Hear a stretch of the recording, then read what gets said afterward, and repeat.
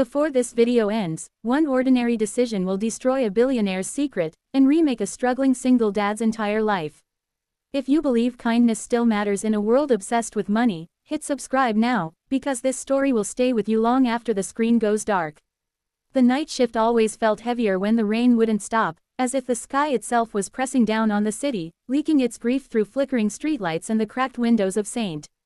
Anne's Community Hospital, a place that survived not on funding or prestige but on stubborn people who refused to quit. Ethan Cole had learned that weight intimately.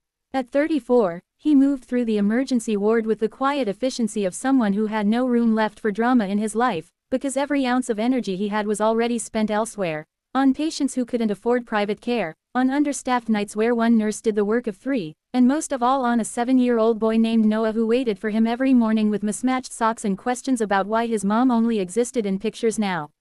Ethan was a single dad not by choice but by survival, a widower who never used that word out loud because it felt too heavy to carry during 12-hour shifts where life and death flipped coins without apology. He was adjusting an IV when the paramedic doors burst open and the night changed direction, the way it always does when fate decides to stop whispering and start shouting. They wheeled her in without a name, just Jane Doe, soaked through with rain, her clothes expensive enough to notice even beneath blood and grime, though no one commented because trauma erased labels quickly in this place. She was pale, dangerously so, her pulse thready, her breathing shallow, eyes half open but unfocused like she was looking at a memory rather than the ceiling lights rushing past. The paramedic rattled off details: found collapsed near a private parking garage, possible cardiac event, internal bleeding suspected, and Ethan felt the familiar switch flip inside him, the one that turned fear into function. He took her wrist, felt the fragile flutter of life there, and something in his chest tightened for no logical reason at all. She didn't look old enough to be dying, he thought, and then hated himself for thinking that because death never checked IDs. BP's crashing, someone said, and the room snapped into motion, doctors shouting orders, monitors screaming warnings that Ethan had learned to translate like a second language. He moved where he was needed without being asked, fingers steady as he pushed meds, adjusted oxygen, kept her from slipping through the narrowing doorway between now and never. At one point her eyes found his, clear for half a second, and her lips moved. He leaned closer, rainwater dripping from her hair onto his scrubs, expecting pain or fear or the universal plea not to die. Instead she whispered something almost lost beneath the alarms: "Please, don't let them," before her eyes rolled back and her heart rhythm went dangerously wrong. They shocked her once. Nothing. Twice. The room held its breath the way it always does when the line between success and failure becomes razor thin. Ethan thought of Noah's lunchbox waiting on the counter at home, of promises he made every morning that he would come back, of how unfair it felt that this woman might never get to make those promises again. When the doctor called for one more round, Ethan's hands were already moving, not because protocol demanded it, but because something stubborn inside him refused to let go. Against the odds, against the statistics, against the quiet voice that said sometimes you lose no matter how hard you fight, her heart stuttered and then found a rhythm again, weak but real, like a candle refusing to go out in a storm. Hours later, when the earth finally exhaled and the rain softened into a whisper against the windows, Ethan stood alone by her bed in ICU, watching the machines breathe for her, unaware that he had just saved the life of one of the wealthiest women in the country, a woman whose name was hidden behind shell companies, private foundations, and secrets powerful enough to ruin lives. To him, she was just another patient who needed someone to care enough to stay. He adjusted her blanket, noticed a thin scar on her wrist that didn't match the rest of her immaculate life, and felt that strange pull again, the sense that this moment mattered more than he understood. He didn't know that forces were already moving outside the hospital walls: lawyers, security teams, people who feared what she might say if she woke up, and he certainly didn't know that by choosing compassion over indifference, he had stepped onto a path that would threaten everything he was trying to protect while offering him a future he had never dared imagine. When Ethan finally clocked out near dawn, exhaustion settling deep into his bones, his phone buzzed with a message from Noah's babysitter saying his son had fallen asleep clutching a drawing labeled, "Daddy my hero." Ethan smiled faintly, unaware that somewhere above him, guarded by machines and silence, a billionaire's life hung on the same fragile thread his own once had, and that when she opened her eyes, nothing would ever be simple again. When morning finally arrived it did not bring relief, only a quieter tension that settled over St. Anne's like a held breath, the kind that made even seasoned nurses speak softer and walk faster, because the woman in ICU was no longer just another anonymous patient clinging to life, she was suddenly surrounded by men in dark suits who claimed to be private consultants and family representatives but carried themselves like people accustomed to being obeyed without explanation. Ethan noticed them the moment he returned for his second shift, their polished shoes out of place on scuffed hospital floors, their eyes constantly scanning, calculating, as if every hallway hid a threat. He felt that tightening again in his chest, the same instinct that had flared the night before, telling him something wasn't right, though he had no idea why he cared so much when caring was already draining him dry. He checked the chart, still Jane Doe, still unidentified officially, still critical but stable, and as he adjusted medications and recorded vitals, one of the suited men watched him with an intensity that made his skin prickle, like a silent question being asked without words. The woman stirred later that afternoon, not fully awake but restless, her fingers twitching, her brow furrowing as if nightmares were dragging her back from wherever she had been hiding. Ethan was there when her eyes finally opened properly, gray-blue and sharp despite the weakness in her body, scanning the room with immediate alarm that told him she was used to danger, not comfort. Her gaze locked onto his, and recognition flickered there, a spark of memory cutting through the fog of sedation. "You," she whispered hoarsely, her voice fragile but urgent, and Ethan leaned in instinctively, lowering his voice, telling her she was safe, that she was in a hospital, that she had survived something very serious. Her hand shot out, gripping his wrist with surprising strength, and the look in her eyes shifted from fear to calculation in the span of a heartbeat. "They can't know I'm awake," she said, every word deliberate despite the effort it cost her, and before he could ask who they were or why, the door opened and one of the men in suits stepped inside, smile polite but eyes cold, asking if the patient had regained consciousness yet. Ethan hesitated for half a second, a pause that would later replay in his mind 1,000 times, and then he did something that felt reckless even as it felt right. "No change," he said evenly, placing himself just slightly between the man and the bed, and the woman released his wrist slowly, her fingers brushing his skin in what felt unmistakably like gratitude. The suited man studied Ethan for a moment too long, as if memorizing him, then nodded and left without another word. Only when the door closed did Ethan realize his heart was racing, the weight of his choice settling in, because he had just lied in a professional setting for a woman he didn't know, against people who clearly wielded power. He told himself it was temporary, that he'd reassess later, but deep down he knew that line had already been crossed. Over the next 2 days, fragments of the woman's story emerged in whispered exchanges when no one else was around, pieces she shared carefully, testing him, measuring whether he could be trusted. Her name, she said, was Claire, only Claire for now, and she had collapsed not because of illness alone but because someone had ensured she would. There had been threats, subtle at first, then bolder, people within her own world who stood to gain from her silence or her death. Ethan listened, torn between skepticism and a growing sense of dread, because none of it sounded like delusion, it sounded like someone who had learned the cost of power too early and too well. He told her he was just a nurse, a single dad trying to keep his head above water, that he had no place in whatever storm she was describing, but she looked at him with something like sadness and said quietly that storms didn't ask permission before dragging people under. Outside the ICU, Ethan's life was already fraying at the edges. No school called about unpaid fees, the babysitter hinted she might need to stop if payments didn't catch up, and his landlord left another voicemail about rent.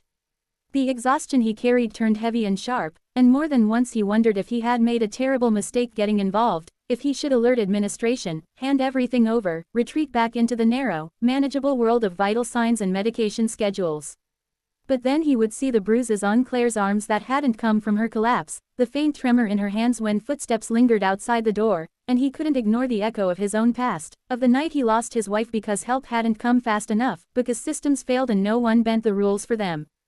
The pressure intensified when hospital administration informed staff that the patient would soon be transferred to a private facility, at the request of interested parties, language vague enough to be meaningless yet final enough to signal that control was slipping away. Claire panicked when Ethan told her, her composure cracking for the first time as she begged him not to let them move her, insisting she wouldn't survive another accident. He promised nothing, because promises were dangerous, but he did something arguably worse, he started planning. Quietly, carefully, he coordinated with a sympathetic doctor, delayed paperwork, cited medical instability, buying time measured in hours rather than days. Each delay felt like stacking weight on his own chest, because every move pulled him deeper into a conflict he didn't understand. The twist came late one night when Ethan returned from break to find a woman sitting beside Claire's bed, older, impeccably dressed, her presence commanding without effort. She turned as he entered, eyes sharp with intelligence and something like relief. "You must be the nurse," she said, and when she introduced herself as Margaret Hale, Claire's legal guardian and chief counsel, the pieces clicked together with chilling clarity. Ethan didn't know the full scale yet, but he understood enough to realize this wasn't just wealth, it was influence, the kind that rewrote rules instead of breaking them. Margaret confirmed what Claire had hinted at, that Claire was a billionaire, one of the most private in the world, and that there were people who would kill to control what she owned and what she knew. She also confirmed something else, leaning closer, voice low and earnest, that Ethan's small acts of defiance had not gone unnoticed, and that whether he liked it or not, he was already part of the story. As Ethan drove home that morning, the city waking around him, he felt the full weight of what he had stepped into pressing down on his shoulders, fear for Noah mixing with a strange, reluctant hope he couldn't explain. He had saved a life without knowing whose it was, and now that life was tied to his in ways that felt terrifyingly permanent. He didn't know yet that Claire's awakening would trigger battles far beyond hospital walls, or that the choices he was about to make would force him to risk everything he loved, but as he watched his son sleep later that day, chest rising and falling in peaceful rhythm, he understood one thing with painful clarity: there was no turning back. By the time the truth fully surfaced, it arrived not like a revelation but like a reckoning, slow and inevitable, grinding its way through Ethan Cole's life until nothing looked the same anymore. Claire Hale, because that was her name in full, no longer whispered or shortened, was moved under heavy security only after the hospital board received a sealed court order that no amount of influence could quietly override, an order drafted by Margaret and signed by a judge whose loyalty could not be bought. The men in suits vanished as abruptly as they had appeared, replaced by professionals who actually looked at Claire like a human being rather than a problem to be managed, and when she was finally strong enough to sit up without trembling, the first thing she asked for was Ethan. Not because he had saved her life medically, that debt alone could have been repaid with money beyond imagination, but because he had chosen her safety when doing so offered him nothing but risk, and for someone who had lived surrounded by transactions masquerading as loyalty, that choice mattered more than she knew how to articulate. Ethan resisted at first, insisting he was just doing his job, that his place was with his patients and his son, not inside boardrooms or courtrooms or whatever hidden war had nearly killed her, but Claire had always been good at seeing through the stories people told themselves. She told him, gently but firmly, that his involvement had already changed the outcome, that the delay he created had allowed her to wake before documents could be forged, before control could be transferred, before her voice could be permanently silenced.